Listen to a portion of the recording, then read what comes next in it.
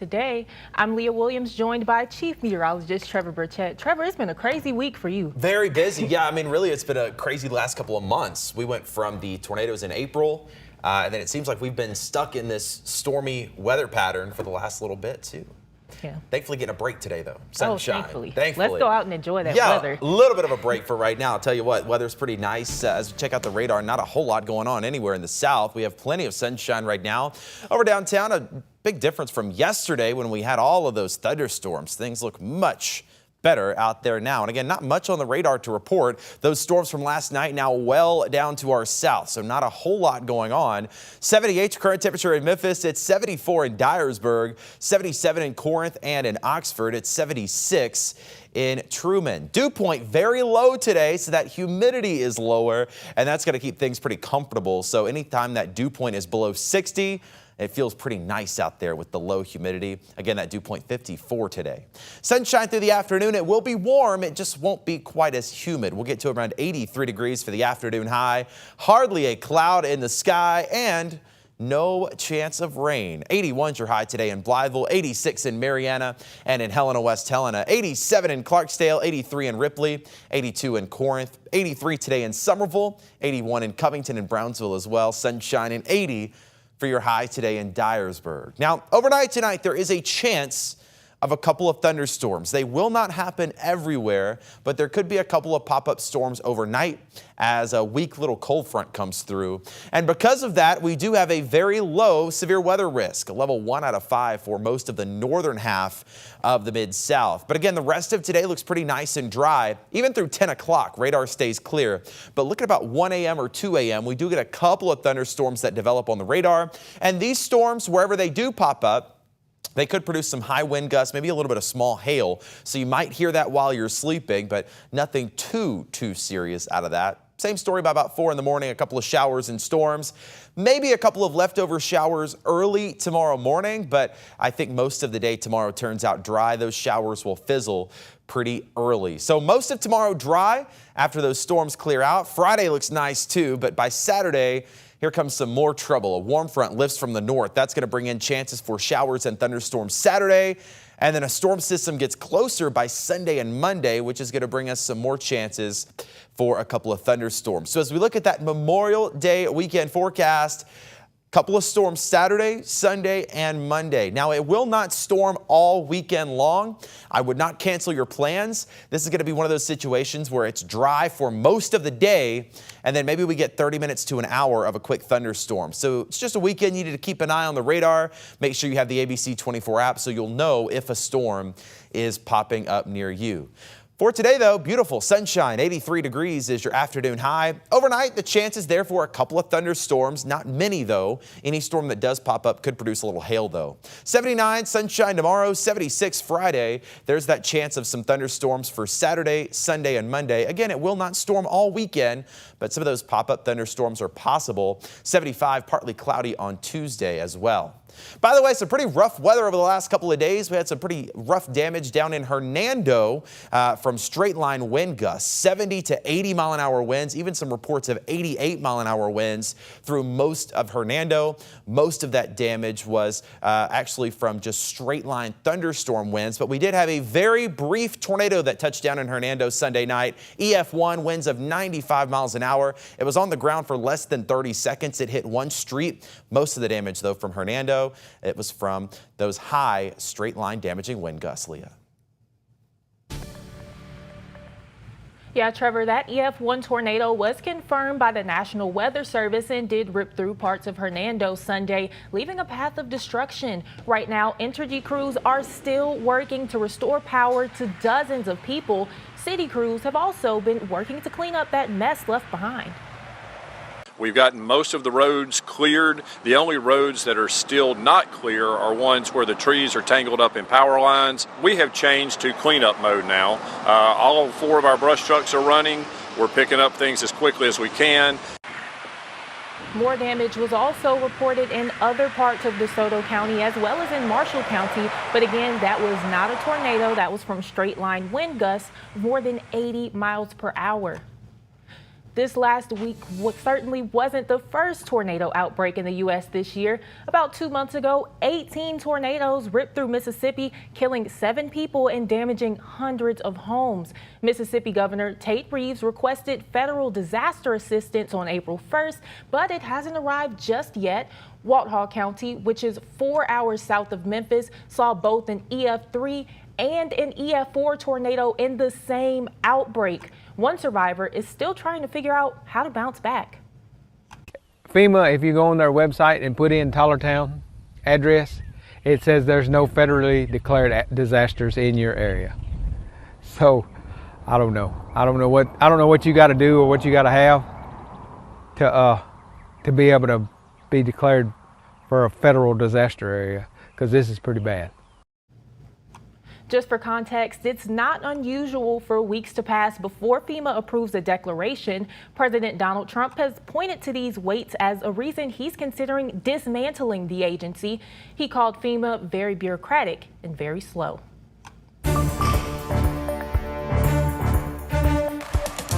Breaking this midday, a major shakeup from the U.S. Department of Justice, one that's left some people in Memphis and around the country with more questions than answers. The DOJ has dropped its investigation into the Memphis Police Department. Now, this was a civil rights probe launched back in July 2023, just 6 months after the death of Tyre Nichols. ABC's Scott Mattis has the details. Scott? Hey, good afternoon, Leah. Yeah, like you said, the Department of Justice has officially dropped its investigation into the Memphis Police Department. This, of course, was a civil rights probe launched back in July of 2023, just 6 months after the death of Tyre Nichols.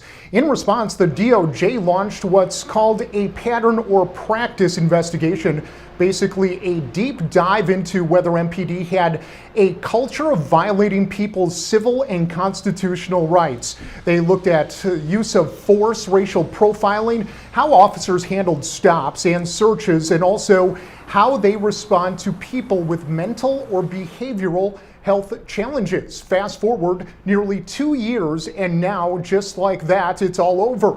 The Justice Department says it's closing the investigation. No consent decree, no federal monitoring, and no sweeping reform mandates. This is very important, and here's where it gets even more surprising. It's not just Memphis. The Department of Justice is also dropping similar lawsuits and investigations into departments in cities like Louisville, Minneapolis, Phoenix, Trenton, Mount Vernon, Oklahoma City, and even the Louisiana State Police. Now, in a press release, the Department of Justice officials said these lawsuits, many of which were filed late in President Biden's term, relayed on what they called flawed methodologies and incomplete data. They argued that the investigations wrongly equated statistical disparities with intentional discrimination, basically. So what does that mean in plain English? That's the most important part. Essentially, the DOJ is walking back some of the biggest accusations it made against police departments under the Biden administration. Now, let's be clear. They're not saying MPD didn't do anything wrong. In fact, the findings they laid out before closing the case are very serious. According to the Department of Justice, Memphis police were found to have used excessive force, conducted unlawful stops and searches, discriminated essentially against black people in their enforcement practices, and responded improperly to people dealing with mental health issues. Now, the DOJ also raised major red flags about how MPD treats children and called out what they described as deep flaws in training, supervision, and accountability. So again, why drop the case itself? Well, the Department of Justice officials say they still believe most police officers across the country are doing their jobs constitutionally, and that their new focus is on providing support, not punishment.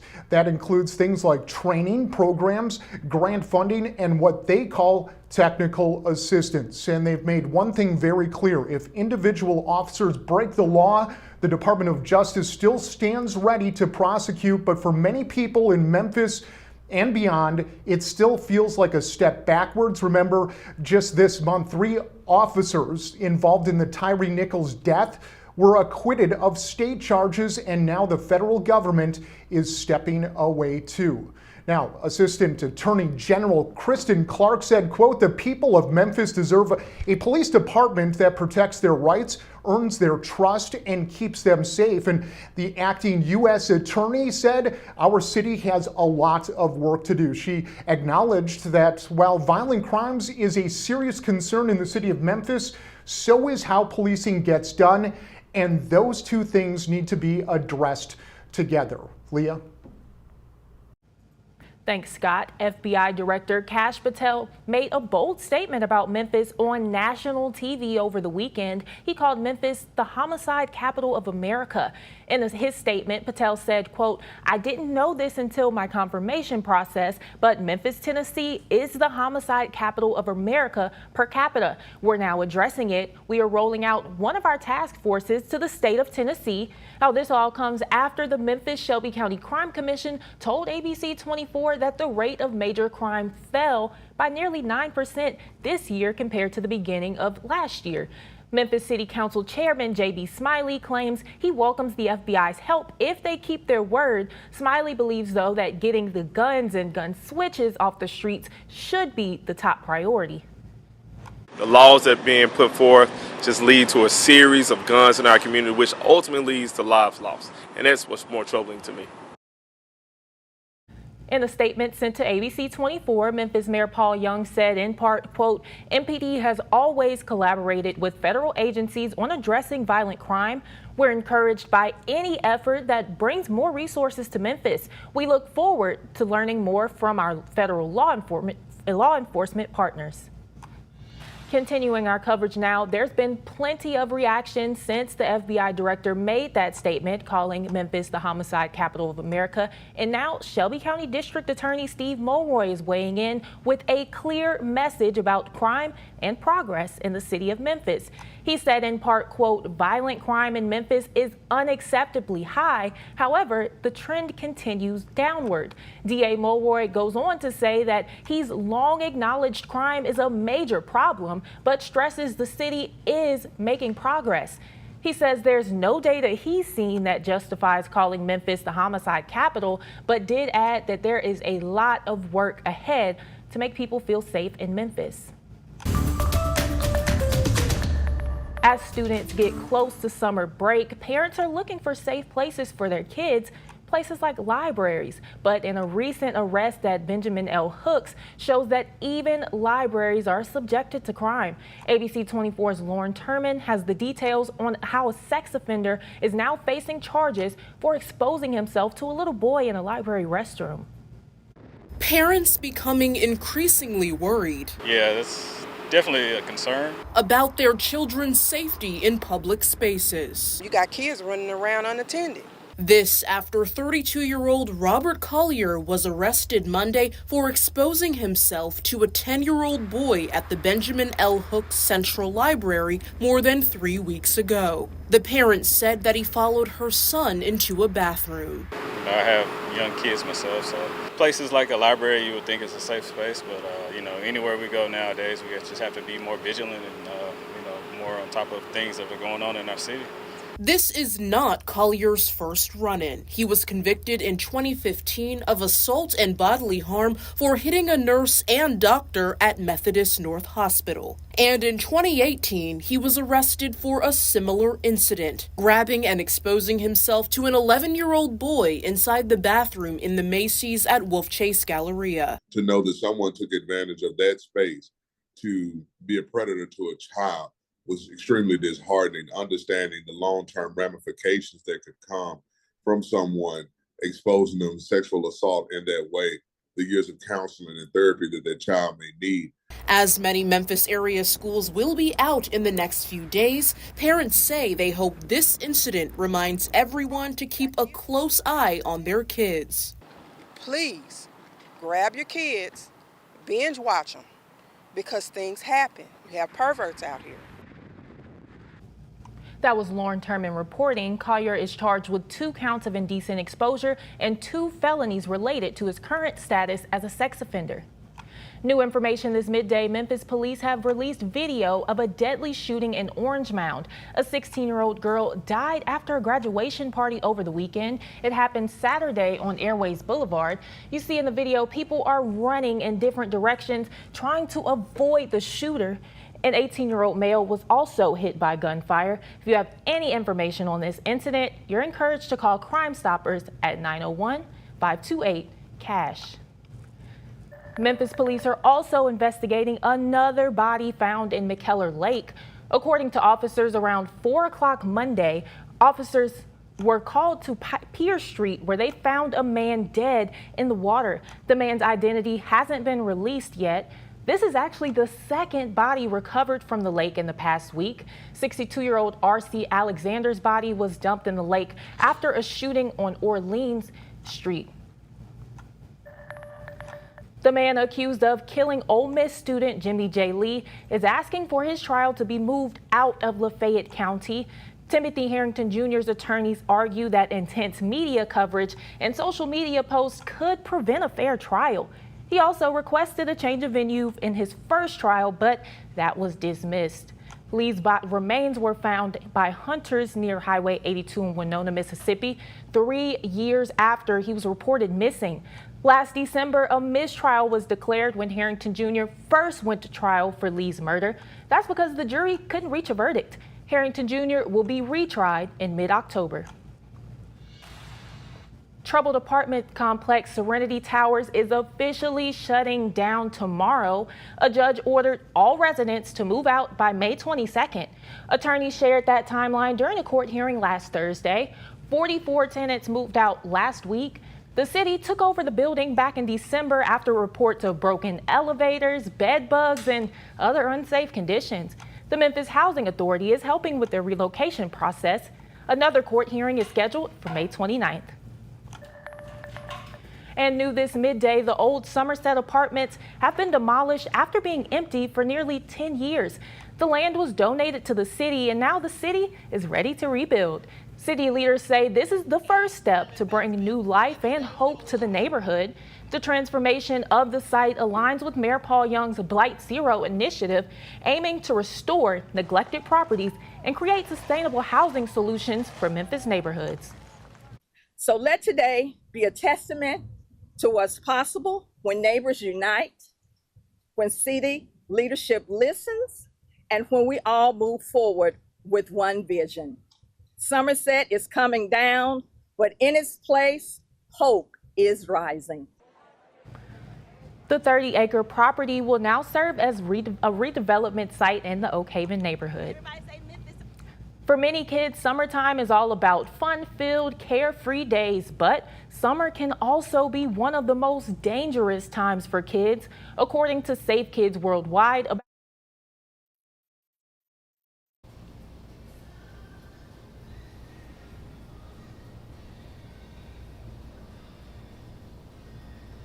Bike and pedestrian injuries and hot car deaths. Another thing to watch out for is drowning. It can happen in just 20 seconds and often happens quietly. Now ABC24. You can keep your kids safe in the lakes or the pools and other bodies of water. Shakina.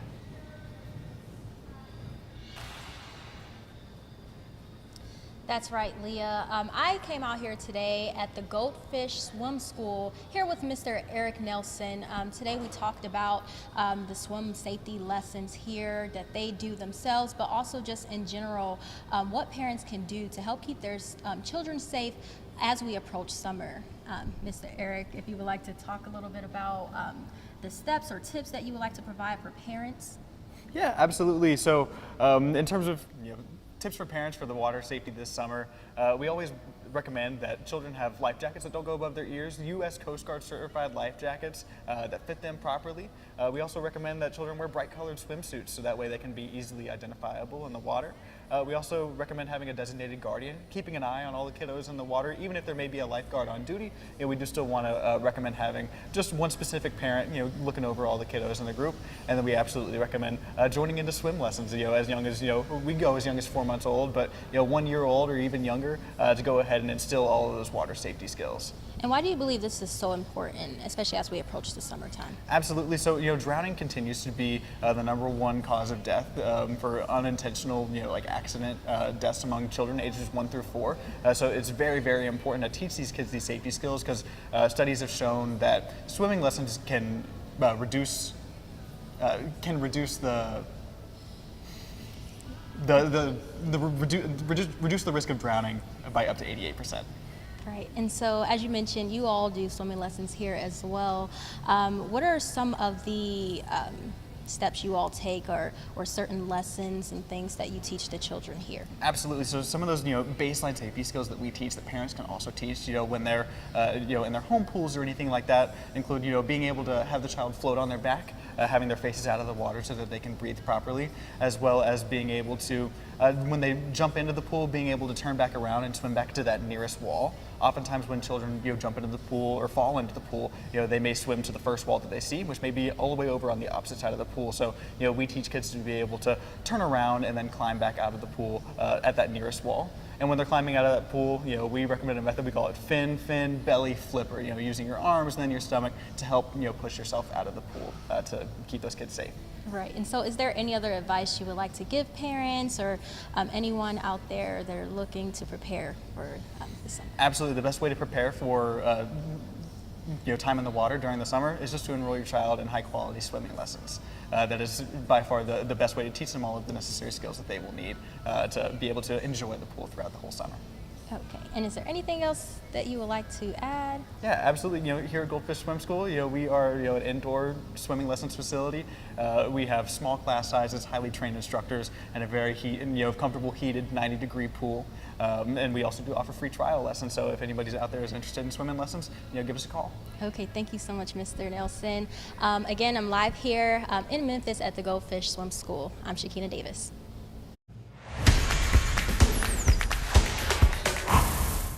Turning now to some sports news this midday. Memphis Grizzlies rookies Zach Edey and Jalen Wells were both named all-rookie first team in the NBA. Now, it's the first time a pair of Grizz rookies have been named first team since Brandon Clark and Ja Morant did it back in 2020. Zach Edey was the big man in the middle and first-round pick at number 9 overall. He put up 9 points and 8 rebounds per game. Meanwhile, Jalen Wells was a major surprise for the Grizz this year. Picked 39th overall in the second round. He started 74 games before breaking his wrist. Both players were also named NBA Rising Stars.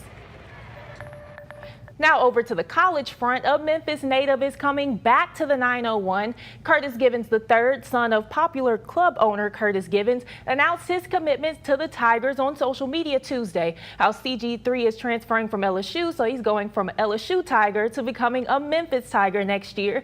He was a 4-star recruit in high school and played 2 years at MUS before going to the prep school Montverde Academy, where he won a national championship.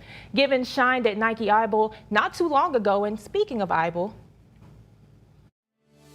Morant and Kool-Aid announced a collaboration on his Ja 2s, the Ja 2 Kool-Aid colorway, also known as the Mixed Berries colorway.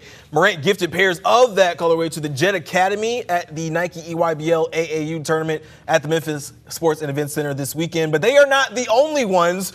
Drew Hill was also gifted a pair of Ja 2 Mixed Berries. This is by far the best promotional item that has ever been sent. Go ahead and bring them out. Let's bring them out. Let's see what we. So first of all, in the top, we gotta appreciate the oh yeah. Oh yeah. And I also want to say to Kool-Aid, by the way, I hadn't drank Kool-Aid in like 15 years.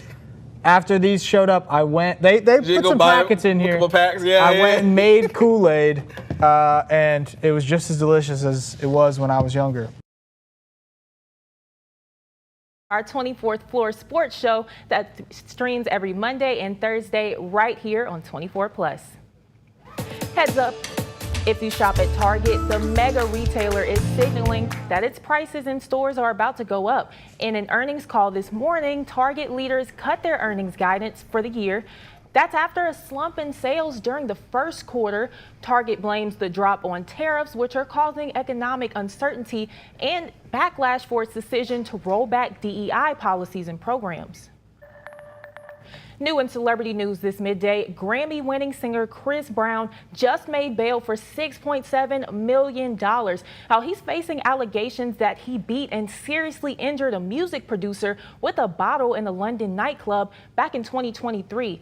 The fate of Brown's tour became uncertain when a judge ordered that he would be held in custody and charged with causing bodily harm with intent. Now, the judge says Brown can continue his tour, which includes several UK shows, but he would have to pay bail to guarantee his appearance in court.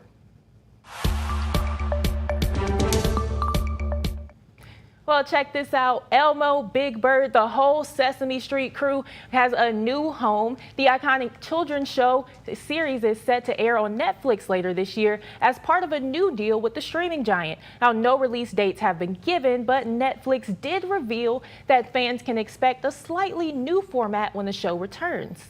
New formats. Interesting. I Been a love minute that for since the I kids. watched Sesame Street. I know. I just saw they were on J-HUD. They went through the spirit tunnel. It was the cutest thing. Oh, I didn't see that. I got to go watch that. Her spirit tunnel, that is like my life goal. If Yes. I got through her spirit tunnel, I will have accomplished everything. So what's your dance going to be?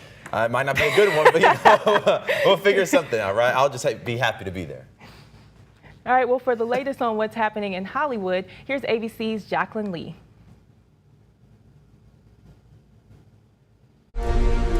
Don't see that every day or ever. The Jurassic World franchise is getting reborn. A new trailer for Jurassic World Rebirth has Scarlett Johansson leading a mission to an island full of dinosaurs, said to be too dangerous for the original Jurassic Park. Look for Jurassic World Rebirth in theaters July 2nd. Look what you made me do. Look what you made me do. Look What You Made Me Do, Taylor's version, made a surprise appearance in this week's episode of The Handmaid's Tale. The song was the lead single off Taylor Swift's 2017 album Reputation. Rumors that Swift will release a re-recorded version of the album have been swirling for months. This business with the missing kids.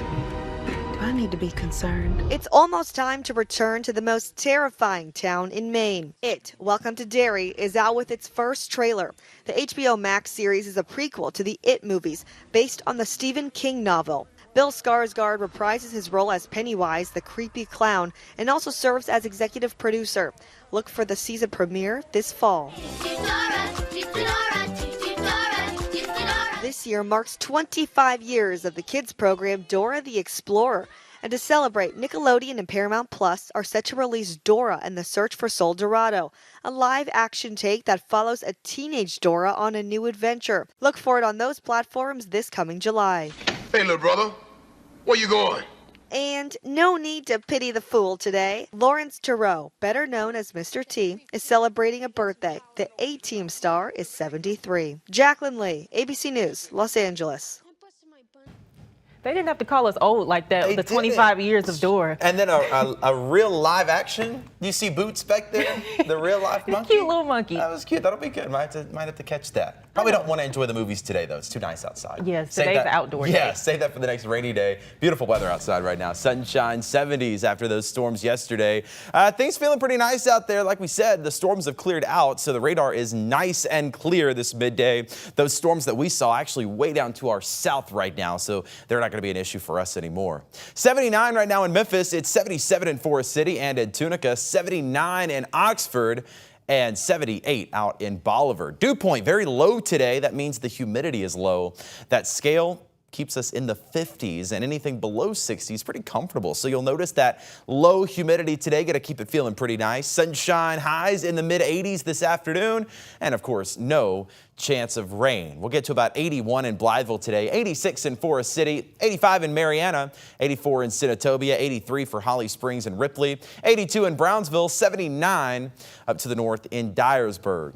There is actually a chance of a couple of thunderstorms overnight tonight. Shouldn't be many of them, but any storm that does develop tonight could produce a little small hail. That's pretty much our only severe weather concern, but there is a low risk for some severe weather overnight. Notice the radar stays clear through at least 10 o'clock. It's going to be way after that, closer to 1 in the morning. We get a couple of thunderstorms that bubble up. They'll continue through about 4 or 5 a.m. and then kind of fizzle out by tomorrow. We could wake up to a couple of showers early in the day, but most of us will not see any rain activity for Thursday. So Thursday pretty dry. Friday looks nice and dry, but By Memorial Day weekend, things change again. A warm front lifts north on Saturday. That'll bring some spotty storms and then a couple of more off and on storms as we look ahead to Sunday and Monday as well. So again, for today, sunshine, 83 your high, but low humidity. Overnight tonight, the chance of a couple of thunderstorms, but shouldn't be everywhere. Any storm that does pop up could produce a little hail. Thursday, Friday look nice, 70s with sunshine. And then again, for Memorial Day weekend, each day